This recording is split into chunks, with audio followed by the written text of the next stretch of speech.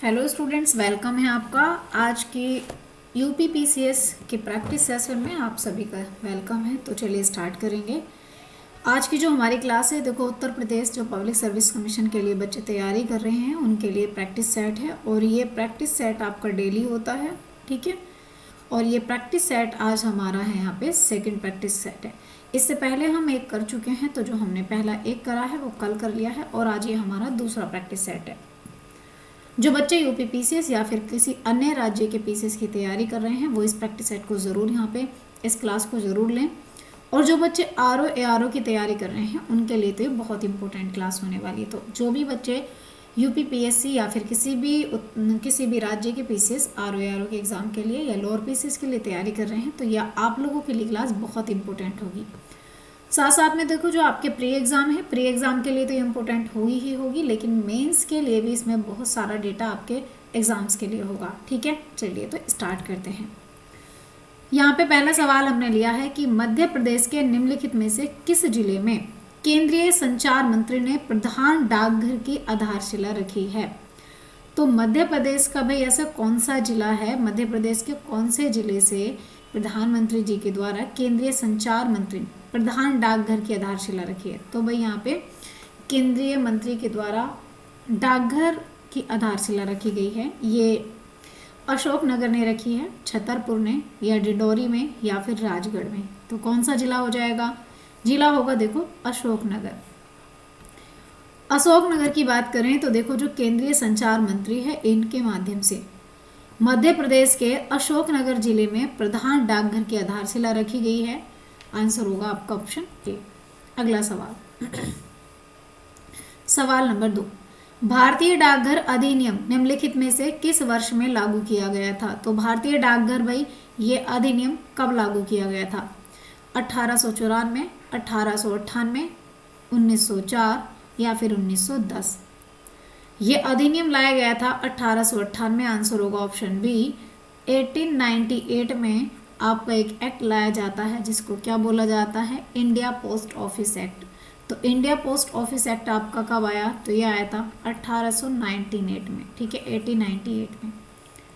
है क्या चीज़? देखिए भारतीय डाकघर अधिनियम 1898 ये 1 जुलाई 1898 को लागू हुआ, जिसका उद्देश्य भारत में डाकघरों से संबंधित कानूनों को समेकित और संशोधित करना था।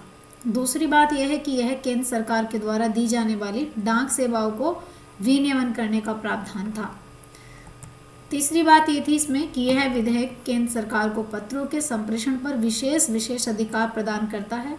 साथ ही में पत्रों के संप्रेषण यानी कि आदान प्रदान, जो विचारों का आदान प्रदान है, ये कम्युनिकेशन पर केंद्र सरकार का एक अधिकार स्थापित भी करना था, इसीलिए कि कम्युनिकेशन अलग अलग स्टेट अपना अलग अलग ना कर सकें, जिससे क्या हो, कम्युनिकेशन केंद्र के हाथ में हो। और वैसे एक बात बताऊं, ये सबसे बड़ी सत्ता की मजबूती है कि कम्युनिकेशन केंद्र के पास होगा, ठीक है, जिससे सारी चीज़ें कोई भी स्टेट अपने लिए कोई भी गोपनीयता नहीं रख पाएगा। चलो सवाल नंबर 3। सवाल नंबर 3 है कि विश्व एड्स दिवस निम्नलिखित में से किस तिथि को मनाया गया। और ये सवाल मैंने आपको पढ़ाया था अभी 2-3 दिन पहले ही पढ़ाया है कि विश्व एड्स दिवस कब मनाया जाता है। 10 मई को, 24 अगस्त को, 16 अक्टूबर को या 1 दिसंबर को। तो विश्व एड्स दिवस की अगर बात करी जाए तो ये कब मनाया गया? ये 1 दिसंबर को मनाया गया था। और भी मनाते कौन हैं? जो WHO की बात करें, वर्ल्ड हेल्थ ऑर्गेनाइजेशन के द्वारा इसको सेलिब्रेट किया जाता है 1945 से। आप देखेंगे इसको स्थापित करके जो भी ऐसी महामारियां हैं उनको कंट्रोल करने के लिए, उनके बारे में अवेयरनेस फैलाने के लिए यहाँ पे दिवस के रूप में लोगों में जानकारी पैदा करने के लिए इसको सेलिब्रेट किया जाता है। ये है 1 दिसंबर।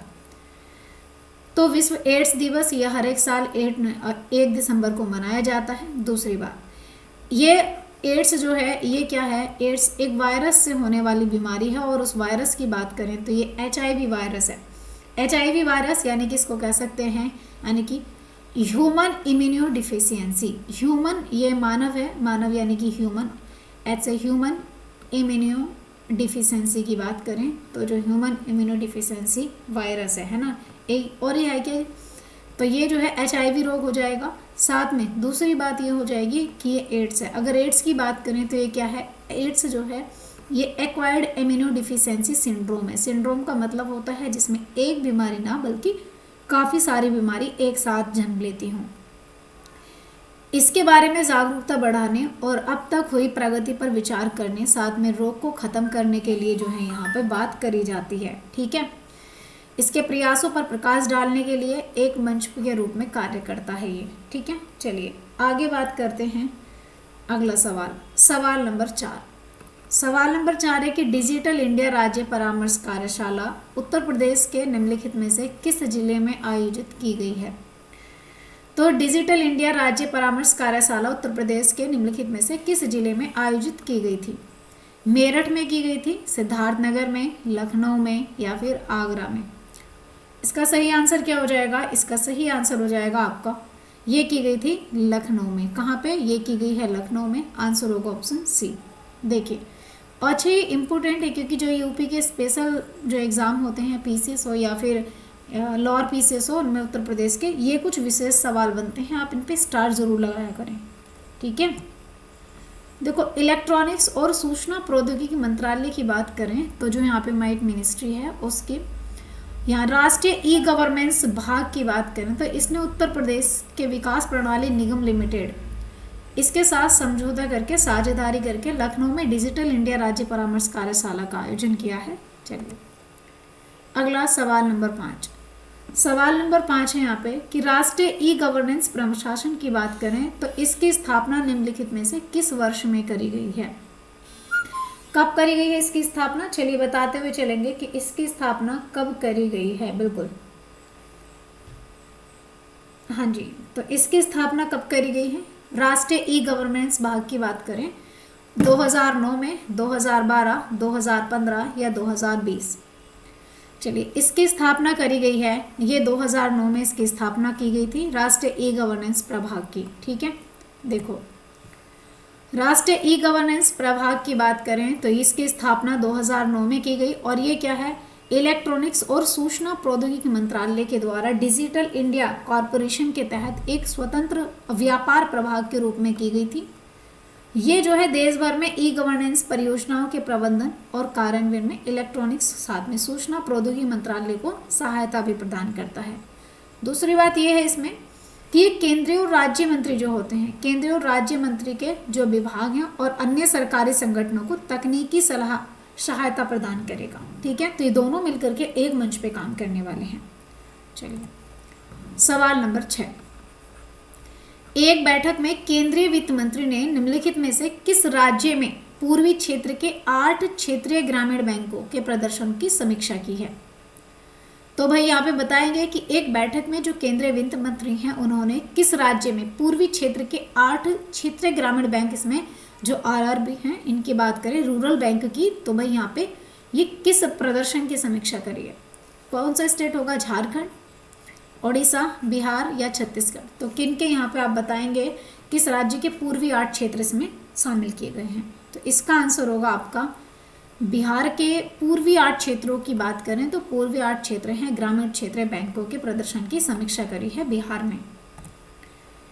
देखिए जो केंद्रीय वित्त मंत्री की बात करें तो केंद्रीय वित्त और कॉरपोरेट मामलों के मंत्री ने पटना में आयोजित एक बैठक के दौरान पूर्वी क्षेत्र के 8 क्षेत्रीय ग्रामीण बैंकों के प्रदर्शन की समीक्षा करी, जिनमें बिहार शामिल, झारखंड, ओडिशा, पश्चिम बंगाल ये सब के सब शामिल थे। तो यहाँ पर 8, देखो ये राज्य तो थे लेकिन इन राज्यों में मैंने कहा 8 क्षेत्र, बिहार के 8 क्षेत्र इसमें शामिल थे। ठीक है, चलिए साथ में क्षेत्रीय ग्रामीण बैंक यानी कि वित्तीय संस्थाएं हैं जो कृषि एवं अन्य ग्रामीण क्षेत्रों के लिए पर्याप्त ऋण सुनिश्चित करती हैं। आपने देखा होगा अगर किसान ऋणों की बात करें तो किसान को जो ऋण मिलता है किसान को, साथ में जो छोटे उद्योग धंधे होते हैं, इन छोटे उद्योग धंधों को खोलने के लिए, इनको आगे बढ़ाने के लिए ऋण मिलता है। तो ये जो रूरल बैंक होते हैं, जो आपके रूरल बैंक होते हैं, यही आपको इनको ऋण देते हैं। ठीक है, सवाल नंबर 7 है कि क्षेत्रीय ग्रामीण बैंक आरआरबी की स्थापना निम्नलिखित में से किस साल में हुई थी, किस वर्ष की गई है। 1970 में, 1975, 1989 या फिर 1982 में, 79। तो भाई इसका सही आंसर क्या हो जाएगा? इसकी स्थापना की गई थी 1975 में। जो आरआरबी बैंकों की बात करते हैं हम यहाँ पे, रूरल बैंक की बात करते हैं, रूरल एरियाज़ की। तो जो हमारे क्या बोलते हैं, रीजनल रूरल बैंक हैं, तो रीजनल रूरल बैंक जो हैं आपके, इनकी स्थापना होती है 1975 में। बिल्कुल। क्षेत्रीय ग्रामीण बैंकों की स्थापना 26 सितंबर 1975 को जारी अध्यादेश के तहत क्षेत्रीय ग्रामीण बैंक का एक अधिनियम था 1976। इसके प्रावधानों के अंतर्गत 1975 में की गई थी। और ये वित्त मंत्रीय संस्थाएं की बात करें तो ये वित्तीय संस्थाएं हैं जो कृषि और अन्य ग्रामीण क्षेत्रों के लिए पर्याप्त ऋण सुनिश्चित करती हैं।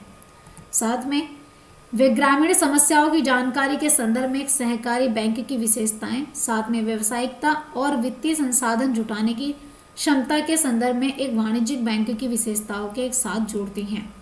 तो ये भी, अगर आपसे कहें ना कि कोई और बैंक है क्या, जैसे एसबीआई है, पीएनबी है, ये सब बैंक अगर बात करूँ तो देखो, कोई भी बड़ी बैंक किसानों को ऋण नहीं देती। जो ग्रामीण बैंकें होती हैं, ये ग्रामीण बैंकें ही निचले जो तबके हैं, इस निचले तबके को उठाने में सहायक होती हैं। ठीक है। बड़ी बैंकें जो हैं, जितनी भी शहरी या बड़ी बैंकें हैं, ये सारी की सारी बैंकें क्या हैं, ये इंडियन इकोनॉमी की में तो बहुत बड़ा हिस्सा दिखाती हैं, लेकिन ये निचले तबके का नहीं दिखाती, यह सिर्फ बिजनेसमैन का दिखाती हैं, जो बड़े बड़े बिजनेस हैं। ठीक है। चलिए अगला सवाल है सवाल नंबर 8। प्रधानमंत्री की बात करें, प्रधानमंत्री सूर्य घर मुफ्त बिजली योजना, ये इंपॉर्टेंट है आपके लिए। प्रधानमंत्री सूर्य घर मुफ्त बिजली योजना, मुफ्त बिजली योजना निम्नलिखित में से किस वर्ष में शुरू की गई? 2009 में, 2011, 2014, 2019। इसको शुरू कब किया गया? तो इसको शुरू किया गया 2014 में। और आपको मैं बता दूं, 2014 वो टाइम है जिस पर बहुत सारी योजनाएं शुरू की गई, और 2014 की मोस्टली जितनी योजनाएं हैं जो आज भी काम कर रही हैं, आपके लिए इम्पोर्टेंट हो जाएंगी। ठीक है। चलिए देखो, छतों पर सौर ऊर्जा स्थापना को बढ़ावा देने के लिए वर्ष 2014 में प्रधानमंत्री सूर्य घर मुफ्त बिजली योजना शुरू की गई। साथ में इसका मूल लक्ष्य था कि 2022 तक 40 गीगावाट स्थापित क्षमता, 2030 तक 100 गीगावाट क्षमता इसका था, लेकिन 2022 तक लक्ष्य पूरा नहीं हो सका, इसीलिए जो है इसकी सीमा 2026 तक 40 गीगावाट क्षमता की बात करें तो 40 गीगावाट क्षमता जो है बिजली यहाँ पे किससे? सूर्य पैनल से दी जाए पर घर, हर घर में, ये इनका टारगेट है। चलिए, साथ में रूफटॉप यानी कि छत पर ये पैनल लगाए जाएं, और फोटोवोल्टिक पैनल होते हैं जो कि किसी भवन की छत पर स्थापित किए जा सकते हैं, मुख्यतः विद्युत आपूर्ति की इकाई से ये जुड़े होते हैं, तो इसलिए जो है भाई इन पैनलों को लगाया जाता है। तीसरी बात है कि इसका उद्देश्य जो है आवासीय भवनों पर जो ग्रिड से जुड़ी छतें हैं उन प्रणालियों को बढ़ावा देना है, जिससे सूर्य की रोशनी आराम से जाकर के यहाँ पे बिजली 40 गीगावाट तक बिजली हर घर को मिल सके। चलिए अगला सवाल है यहाँ पे सवाल नंबर 9। राखीगढ़ी प्रतिष्ठित पुरातात्विक स्थल हरियाणा के निम्नलिखित में से किस जिले में है? अब राखीगढ़ी जो स्थल है ये रोहतक में पड़ता है, रेवाड़ी में, झज्जर में, हिसार में। राखीगढ़ी की बात करें तो राखीगढ़ी पड़ता है आपका हिसार में, हिसार जिला है और यह हरियाणा का जिला है, तो हरियाणा में पड़ता है। चलिए, हरियाणा के हिसार जिले में स्थित राखीगढ़ी हड़प्पा सभ्यता के सबसे प्रमुख और सबसे बड़े स्थलों में से एक स्थल माना जाता है। दूसरी बात यह है कि यह भारतीय उपमहाद्वीप में हड़प्पा सभ्यता के 5 ज्ञात नगरों में से एक है। जो हड़प्पा सभ्यता के 5 नगर मिले हैं उनमें राखीगढ़ी भी एक प्रमुख नगर माना जाता है। ठीक है, तो इसलिए यह इंपोर्टेंट हो जाएगा। अगला सवाल नंबर 10। अगला सवाल यह है कि हस्तिनापुर उत्तर प्रदेश के निम्नलिखित में से किस जिले में स्थित है? हस्तिनापुर, आज भी हस्तिनापुर अगर आप जाते हो ना कभी तो आपको ना, बल्कि बिजनौर जैसे आप क्रॉस करते हो उसके बाद में आप देखते हो कि हस्तिनापुर वाला एरिया जो है पड़ता है, कुछ बिजनौर वाले क्षेत्र में भी है। तो यहाँ पर ना आपको बहुत सारी चीज़ें देखने की मिलेंगी महाभारत के टाइम की। तो जो महाभारत के टाइम की अगर चीज़ें देखनी है तो आप हस्तिनापुर चले जाओ, बहुत सारी चीज़ें मिलेंगी देखने के लिए, है ना। बिल्कुल। तो आपको ये कहाँ मिलेगा? देखो अगर मैं बात करूँ जो बिजनौर जिला है, इस बिजनौर से जब आप आगे निकलोगे, बिजनौर से जब आप आगे निकलोगे तो एक जिला आता है मेरठ। तो इस मेरठ में आपको हस्तिनापुर देखने के लिए मिलेगा। आंसर होगा ऑप्शन सी। भाई मेरठ में पड़ता है ये, है ना। देखो हस्तिनापुर उत्तर प्रदेश के मेरठ जिले में एक ऐतिहासिक और सांस्कृतिक स्थल है। ऐतिहासिक आपको पता है महाभारत के तौर से देखा जाए तो बहुत बड़ी ऐतिहासिक चीजें इसमें रखी हुई हैं हस्तिनापुर में जिले में। साथ में सांस्कृतिक, भाई एक बात बताओ, जहाँ पे ऐतिहासिक चीजें दिखेंगी वहां पे सांस्कृतिक चीजें तो हमें देखने के लिए मिलेंगी ही। महाभारत काल में पांडवों और कौरवों की ये राजधानी रही थी हस्तिनापुर। ये इंपॉर्टेंट है, आपसे पूछता है कि क्या बोलते हैं पांडव और कौरवों की राजधानी कौन सी थी, तो हस्तिनापुर रही थी। दूसरी बात क्या है कि ये जो स्थल है महाभारत के कई स्थानों से जुड़ा हुआ है, जिनमें आप देख सकते हैं विदुर का टीला मिलेगा, पांडेश्वर भी है इनके मंदिर, साथ में बरादरी है, द्रोणेश्वर मंदिर है, कर्ण मंदिर है, द्रौपदी घाट है, काम घाट है। ये सारे के सारे आपको हस्तिनापुर देखने के लिए मिल जाएंगे। ठीक है, चलिए सवाल नंबर 11। सवाल नंबर 11 है राष्ट्रीय अन्वेषण एजेंसी, यानी कि अगर बात करी जाए नेशनल, अगर यहाँ पे बात करें हम अन्वेषण यानी कि इन्वेस्टिगेशन एजेंसी की, तो जो नेशनल इन्वेस्टिगेशन एजेंसी है ये अधिनियम निम्नलिखित में से किस वर्ष लागू किया गया था? तो नेशनल इन्वेस्टिगेशन एजेंसी अगर एक्ट की बात करें तो भाई ये कब आता है? तो ये 2008 में, 2010, 2013, 2018 ये आता है आपका 2008 में। कब आता है? ये आता है 2008 में। देखें सबसे पहली बात यह है कि जो राष्ट्रीय अन्वेषण एजेंसी है यह अधिनियम 2008 के तहत किया गया था। दूसरी बात यह है कि जो नेशनल इन्वेस्टिगेशन एजेंसी है भारत की केंद्रीय आतंकवाद रोधी कानून प्रवर्तन एजेंसी है, जिससे भारत की प्रभुता, सुरक्षा, अखंडता प्रभावित करने वाले सभी अपराधों की जांच करने का दायित्व इसको सौंपा गया है ना। अच्छा आपसे ये पूछा जा सकता है, देखो सवाल ऐसे बनेगा कि वह कौन सी एजेंसी है जिसे केंद्रीय आतंकवाद रोधी कानून प्रवर्तन एजेंसी है, ऐसी ये ऐसे पूछा जाएगा आपसे स्टेटमेंट में कि जो नेशनल इन्वेस्टिगेशन एजेंसी है, राष्ट्रीय अन्वेषण एजेंसी है, इसके दो काम हैं। ये जो है इनमें से कौन सा काम करती है? सबसे पहले ऑप्शन ए दिया जाएगा आपको, कौन सा काम करती है? आपसे ऑप्शन ए दिया जाएगा कि ये जो है आतंकवाद रोधी कानून प्रवर्तन एजेंसी है। दूसरा ऑप्शन बी दिया जाएगा कि ये जो है भारत की संप्रभुता, सुरक्षा, अखंडता और इससे प्रभावित करने वाले सभी अपराधों की जांच करती है। तीसरा कि भाई ये दोनों हैं, और सी कि ये दोनों हैं, और डी होगा कि इनमें से कोई नहीं। तो देखो एक बार को ना हमें अगर नेशनल इन्वेस्टिगेशन एजेंसी की बात करें तो ये तो लग रहा है कि आतंकवादी रोधी प्रवर्तन कानून तो हो सकता है, लेकिन संप्रभुता, सुरक्षा और अखंडता तो भाई इसमें ये भी शामिल है। तो इस तरीके से पढ़ा करो कि अगर ये हमें कथन कारक में आया क्या हम कर पाएंगे या नहीं, है ना। आंसर होगा ऑप्शन ए। चलिए अगला सवाल नंबर 12। अच्छा इसका आंसर नहीं बताया मैंने, ऑप्शन ए, इसके दोनों आंसर हैं। ठीक है, ऑप्शन सी जो मैंने आपको क्वेश्चन बताया था।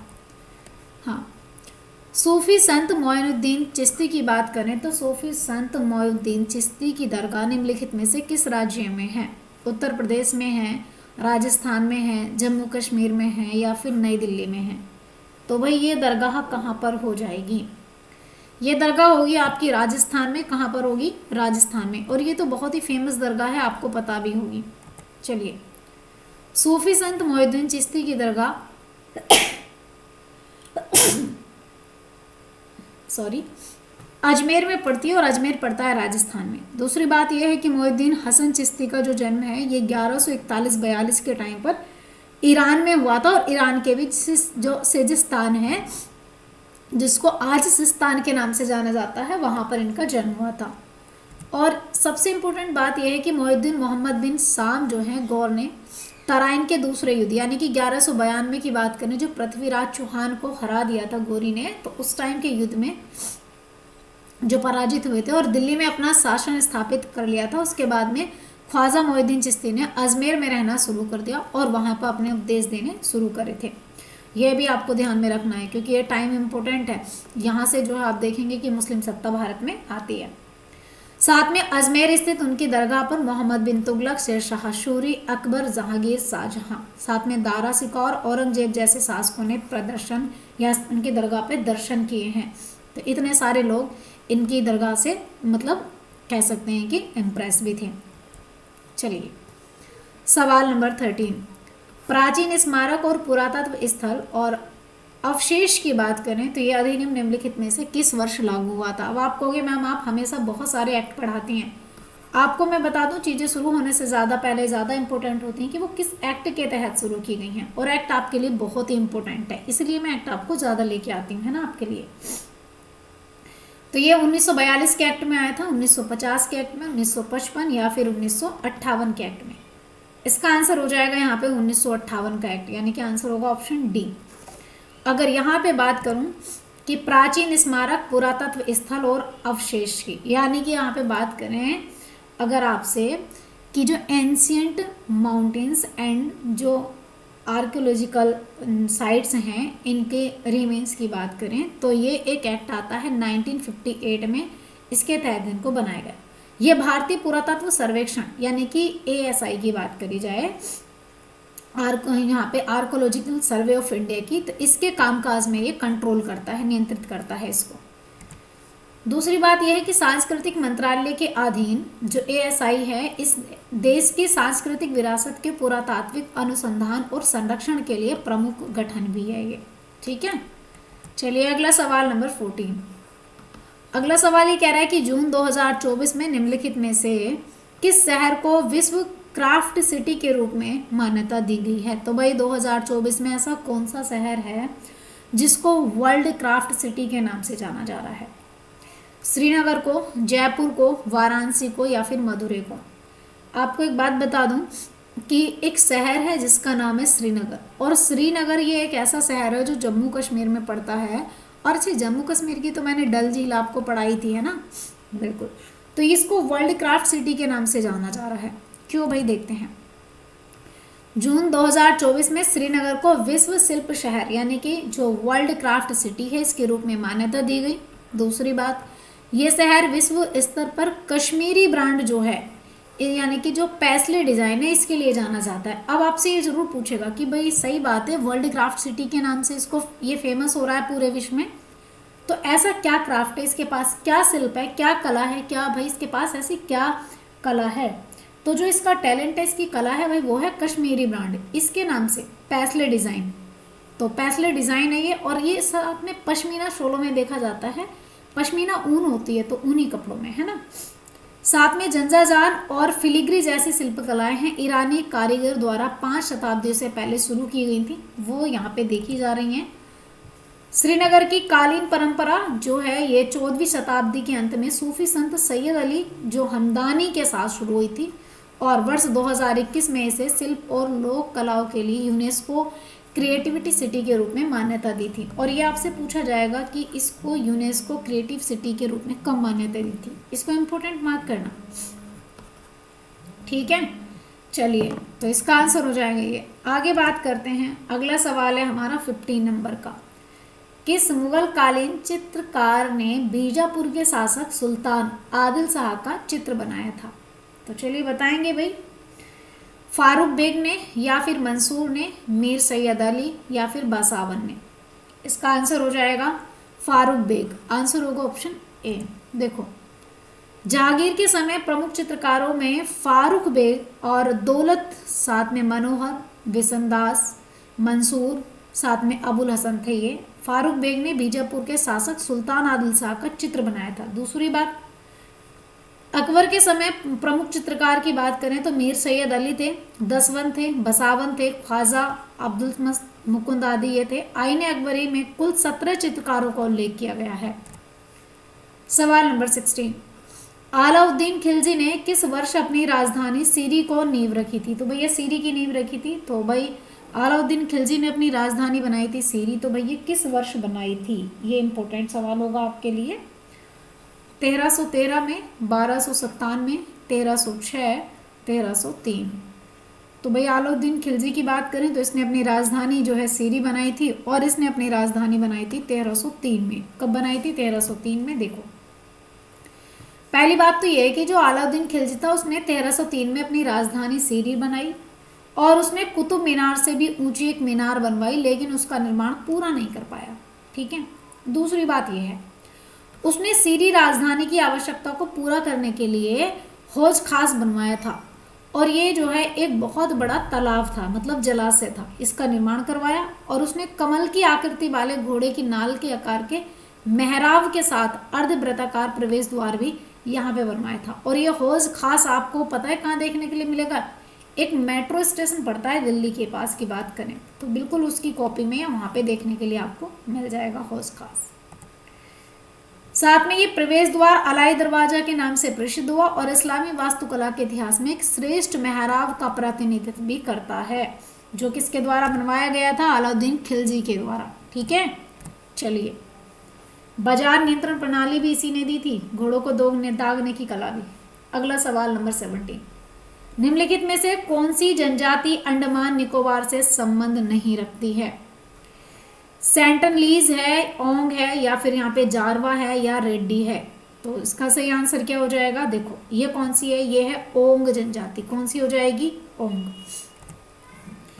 जनजातियां वह मानव समुदाय हैं जो एक अलग निश्चित भूभाग में निवास करती हैं और जिनकी एक अलग संस्कृति होती है, अलग रीति रिवाज होते हैं, अलग उनकी भैया बोलचाल होती है, भाषा होती है, साथ साथ में वो अलग उनका खान पान होता है। वो अपने समुदाय में ही विवाह करते हैं, अपने जैसे लोगों में, उसको एक जनजाति बोल दिया जाता है। ठीक है। तो आप देखेंगे बहुत सारे जनजाति एरियाज, भारत की बात करें, अलग अलग राज्यों में अलग अलग जनजाति एरिया होते हैं, वो हमारे में मिलजुल नहीं सकते। हमारे नियम उनके नियम बड़े अलग अलग होते हैं थोड़े से, है ना। दूसरी बात है, अगर सिंपल शब्दों में कहें तो भैया जनजातियों का अपना एक वंशज है, पूर्वज हैं, सामान्य से देवी देवता भी होते हैं और अमूमन प्राकृतिक पूजक होते हैं। वो ऐसा नहीं है कि दुनिया भर के बवंडर करते हैं, भैया वो सीधी सी बात है, प्राकृतिक पूजा करते हैं। अंडमान निकोबार की एक प्रमुख जनजातियां हैं जिसका नाम है सेंटनलीज, ओंग, जारवा और सोम्पेन। ये इंपॉर्टेंट है आपसे, सेंटनलीज बहुत इंपॉर्टेंट है, ओंग भी है, जारवा भी है, साथ में ये सैम्पेन है ना, सोम्पेन, ये बहुत इंपॉर्टेंट है। तो ये जनजाति है अंडमान निकोबार की। और अच्छे, सैंडल पीक यहाँ की कैसी चोटी है? सैंडल पीक यहाँ की हाईएस्ट चोटी है क्या? बिल्कुल। अगला सवाल नंबर 18, अगला सवाल आपका यह है कि तुंगभद्रा नदी के संबंध में कुछ स्टेटमेंट है। पहला स्टेटमेंट यह है कि गोदावरी नदी की एक प्रमुख सहायक नदी है। दूसरा स्टेटमेंट यह है कि कर्नाटक और आंध्र प्रदेश राज्यों से होकर के बहती है। तो इनमें से कौन सा स्टेटमेंट ठीक होगा? पहला, दूसरा, दोनों सही हैं, या कोई सा भी ठीक नहीं है? देखो स्टेटमेंट तो भाई इनमें से कह रहा कौन सा सही है? स्टेटमेंट तो दूसरा सही होता है, क्योंकि जो तुंगभद्रा नदी है ये कर्नाटक और आंध्र प्रदेश राज्यों से होकर के बहती है। ठीक है। लेकिन गोदावरी नदी की एक सहायक नदी नहीं। अच्छा, गोदावरी नदी के किनारे एक शहर पड़ता है जिसका नाम है नासिक। क्या नाम है? नासिक। और यहाँ पे महाकुंभ लगता है ना, महाकुंभ मेला लगता है, तो ये ध्यान में रखेंगे। चलिए, तुंगभद्रा नदी की बात करी जाए तो ये दक्षिण भारतीय प्रायद्वीप की एक बहुत इंपॉर्टेंट नदी है। दूसरी बात ये है कि ये कृष्णा नदी की सहायक नदी है। किसकी? कृष्णा की। और कृष्णा नदी पर एक बांध बना हुआ है जिसका नाम है नागार्जुन सागर। नागार्जुन सागर बांध की बात करें तो नागार्जुन सागर बांध भाई इसी पर बना गया है। ठीक है, कृष्णा नदी पर। अलमाटी बांध, अलमाटी बांध भी है, अलमाटी बांध है ना। चलिए, इसका निर्माण दो नदी तुंग और भद्रा नदी के मिलन से होता है, इसीलिए इसको नाम दिया जाता है तुंगभद्रा। ठीक है, नदी। यहाँ पे देखेंगे तुंग और भद्रा दोनों नदियां पश्चिमी घाट के पूर्वी ढलानों से निकलती हैं। दोनों नदियां कर्नाटक के शिमोगा जिले में कूडली में विलीन हो जाती हैं, जिसमें तुंगभद्रा नदी का जन्म होता है। और इसका निर्माण दो नदी तुंग और भद्रा के मिलने से हुआ है, इसलिए इसका नाम तुंगभद्रा रखा गया है। तीसरी बात है, तुंग और भद्रा दोनों नदियां पश्चिमी घाट के पूर्व, ये तो वही चीजें हैं, है ना। चलो, ये मुख्यतः दक्षिणी पश्चिमी मानसून को प्रभावित करती हैं और कर्नाटक और आंध्र प्रदेश के राज्यों से होकर के बहती हैं। ये बात भी बिल्कुल सही है। और ये सहायक नदियां, ये वर्धा इसकी जो है यहाँ पे, और साथ में हगारी, ये तुंगभद्रा की सहायक नदियां हो जाएंगी। सवाल नंबर 19, अंतर्राष्ट्रीय चीनी संगठन ISO के संबंध में निम्नलिखित पर विचार कीजिए। चलिए, बात करें हम यहाँ पे इंटरनेशनल शुगर ऑर्गेनाइजेशन की, तो इंटरनेशनल शुगर ऑर्गेनाइजेशन जो है ये एक अंतर सरकारी निकाय है जो विश्व चीनी बाजार के स्थितियों में सुधार करने के लिए पूरी तरह समर्पित है। दूसरी बात यह है कि अंतर्राष्ट्रीय चीनी संगठन लंदन में स्थित है। तो भाई इनमें से कौन सा स्टेटमेंट ठीक है? पहला सही है, दूसरा सही है, या पहला दूसरा दोनों सही है, या कोई भी इनमें सही नहीं है? देखो इनमें दोनों स्टेटमेंट ठीक हैं, क्योंकि जो हमारा इंटरनेशनल शुगर ऑर्गेनाइजेशन है ये एक अंतर सरकारी निकाय है जो विश्व चीनी बाजार की स्थिति में सुधार करने के लिए पूरे तरीके से काम करता है। दूसरी बात ये है कि भाई ये जो है अंतर्राष्ट्रीय चीनी संगठन ये लंदन में स्थित है। दोनों बातें ठीक हैं, आंसर होगा ऑप्शन बी, बिल्कुल सही, सॉरी अरे ऑप्शन सी, क्योंकि दोनों बातें बिल्कुल ठीक हैं, दोनों बातें, ये आंसर ठीक होगा। ठीक है, ना ये ठीक है, ना ये ठीक है, और ना ये ठीक है। देखिए अगर यहाँ पे इंटरनेशनल शुगर ऑर्गेनाइजेशन एक अंतर सरकारी निकाय है जो विश्व में चीनी बाजार की स्थिति को सुधारने के लिए पूर्णतः समर्पित है, पहली बात ठीक है। इसके 87 सदस्य देश वैश्विक उत्पादन का 87% खपत और 64% चीनी निर्यात और 92% चीनी का आयात और 34% प्रतिनिधित्व करते हैं। दूसरी बात अंतर्राष्ट्रीय चीनी संगठन का ये लंदन में स्थित हो जाएगा। चलिए आज का अंतिम सवाल है आपके सामने कि क्यासानूर, क्या अगर यहाँ पे क्यासानूर की बात करें, क्यासानूर वन रोग, क्यासानूर वन रोग ये किसके संबंध में बात करता है? ये एक जूनोटिक बीमारी है। दूसरा है कि भारत में यह बीमारी सबसे पहले 1957 में महाराष्ट्र के क्यासानूर जंगल में सामने आई थी। तो देखो इसका भाई सही आंसर क्या होगा? देखो भाई मुझे ऐसा लगता है कि बीमारी भारत में, ये बीमारी सबसे पहले 1957 में महाराष्ट्र के क्यासानूर जंगल में नहीं, तो कौन सा कथन सही होगा? इसका पहला स्टेटमेंट ठीक है कि जूनोटिक बीमारी तो है ये, तो भाई पहला आंसर इसका ठीक करेंगे। अब देखेंगे, देखो क्यासानूर फॉरेस्ट रोग की बात करें तो भाई जंगल बीमारी तो है एक, है ना, फॉरेस्ट रोग, फॉरेस्ट डिसीज तो है ये क्यासानूर। पहली बात ये एक जूनोटिक बीमारी है, पहला स्टेटमेंट सही है। क्यासानूर सबसे पहले 1957 में भारत में कर्नाटक के क्यासानूर में आई थी, ना ही कि मैं कह रही थी ना महाराष्ट्र नहीं, कर्नाटक, यहाँ पे बस कर्नाटक राज्य होना चाहिए था, कर्नाटक, है ना। तो कर्नाटक की बात करें भैया, कर्नाटक के क्यासानूर के सामने आई थी, इसीलिए इसे क्यासानूर फॉरेस्ट रोग नाम दिया गया। ठीक है, तो ये स्टेटमेंट ठीक हो जाएगा। दूसरा सही नहीं है, पहला सही है। चलिए बंदरों की मृत्यु से जुड़े होने के कारण इसे बंदर रोग या फिर बंदर फीवर के रूप में जाना जाता है। तीसरी बात यह है कि ये वायरस पूरे पश्चिमी घाट क्षेत्र में फैल गया है, जिसमें महाराष्ट्र, केरल, तमिलनाडु, गोवा ये सब शामिल हो गए थे। बट फर्स्ट ऑफ ऑल इसको जो इफेक्ट डाला था वो कर्नाटक के क्यासानूर में। ठीक है, चलिए तो फिलहाल आज के सेशन को इतना ही रखते हैं। Thank you for watching guys. अगर क्लास आपको पसंद आती है तो लाइक करेंगे, चैनल सब्सक्राइब और क्लास को शेयर कर देंगे और स्टूडेंट्स के साथ भी, ताकि वो भी इस क्लास को अच्छे से ले सके। ठीक है, चलिए थैंक यू फॉर